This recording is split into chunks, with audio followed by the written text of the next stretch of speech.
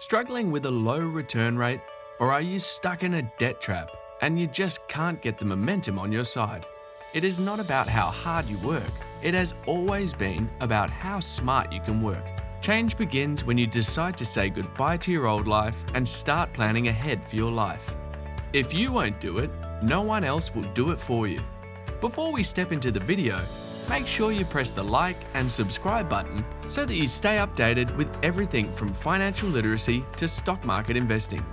Welcome to 5-Star Finance, the place where you learn how to achieve financial freedom. Mohnish Pabrai, popularly known as the Indian Warren Buffett, has managed to achieve an average return rate of more than 25% over the past 18 years.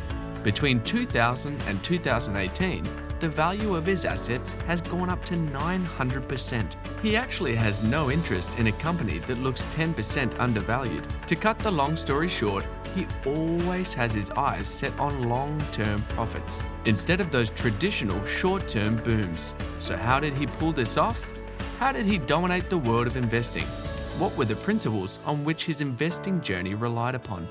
Be a shameless cloner. Now this is a very clever strategy put to use by Mohnish, but a very few people actually use it. Most of the well-known investors are legally required to show the details of their investing repertoire. That means they have to show what stocks they're investing in through something called the 13F filing. Mohnish's strategy is simple yet an enjoyable one. He simply finds a top-notch investor, an investor who has achieved high rates of return in the past, and then follows by simply copying his investments. All you have to do is that you need to look for those top investors, and truth be told, due to the 13F, you can easily find the details about their investing. The next part is to simply copy their investment targets. For example, you can simply search Bill Gates, only if you like him as an investor. Once you get into the stocks he has bought, from then on, you can decide if the stocks he has bought are worth investing in. Buy stocks with a moat. According to Mohnish Pabrai, a moat is simply the ability of a business to possess some sort of a competitive advantage that allows it to earn a better rate of return over an extended period of time. Now, some businesses may have narrow moats, others may possess broad moats. As the majority of us already know that a moat is typically the water which is surrounding a castle or some sort of a fortress, they're typically made for defensive advantages over the enemy. But in investing language, a moat is used for a business that has a strong competitive edge. That means even if other businesses come and try to take a piece of their business, the moat is there to protect them with a lot of crocodiles in it. Let's just take Apple as an example.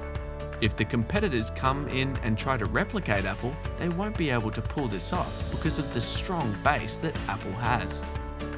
Similarly, we can see Facebook, Ford, Amazon, and many more. These are all the companies which are very hard to replicate due to their strong bases. So when you buy a stock, make sure that it has a strong moat. You can make money by waiting. As Charlie Munger puts it, you don't make money by buying stocks and you don't make money by selling stocks. You only make money by waiting. So the single biggest advantage that a value investor can possess is not IQ or his intelligence, but his ability to wait and patience. The ability to wait for the appropriate pitch to swing your bat as hard as you possibly can and hit a home run. Don't engage in things like short selling. According to Mohnish Pabrai, short selling is one of the most irrational things an investor can get himself engaged in. Short selling in investing makes no sense. That practically means that if you're wrong, you are actually risking bankruptcy. There is no limit to how much a stock price can rise. The maximum you can make by short selling is doubling your money, while the worst case scenario can take you to bankruptcy. In investing, you don't have any call strikes. That means you don't have to give your opinion on anything. So don't engage in things like short selling. Low risk, high uncertainty. Most of the top-notch investors and even entrepreneurs adopt this low-risk strategy. They always look for free lunches. We often come across one of these motivational videos where the speaker asks you to go for risks, but in reality, all these successful entrepreneurs and investors look for the decisions with the lowest risk percentage whatsoever. They're usually not interested in taking risks. They repeatedly make decisions that involve low risk and high rate of return. The first thing, according to Mohnish Pabrai, is to look for in a business is how can you possibly lose your money in this business? And can you absolutely minimize your downside? Because the upsides will take care of themselves. It's usually the downsides which need to be dealt with. The important thing that value investors focus on is the downside protection. This is exactly what those successful entrepreneurs focus on. Always have a checklist.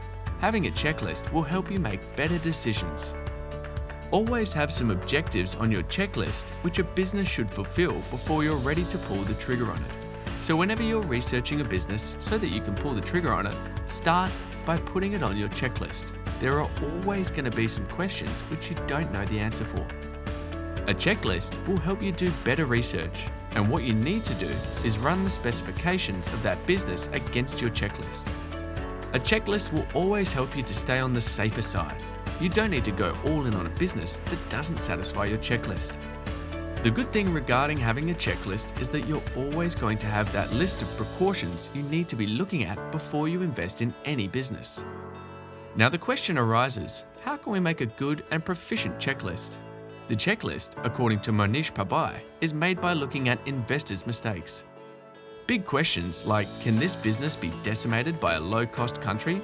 And what effect will global politics have on this business? Is there too much leverage in this business? And is the management competent enough?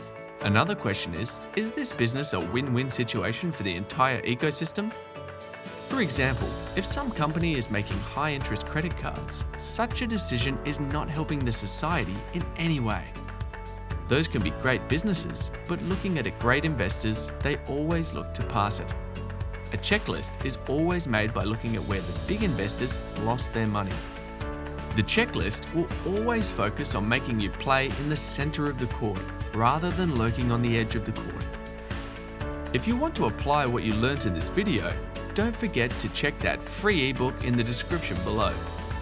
It explains the 6 different stock categories which can make it easy for you to understand any business or a company and how to analyze them differently. So, what do you think about these rules which helped Mohnish Pabrai on his investing journey? How are you planning to create that checklist for long-term success? Let us know in the comment section below. Subscribe and turn on notifications so you never miss another video. Check out this video we handpicked for you, and we'll see you in the next one.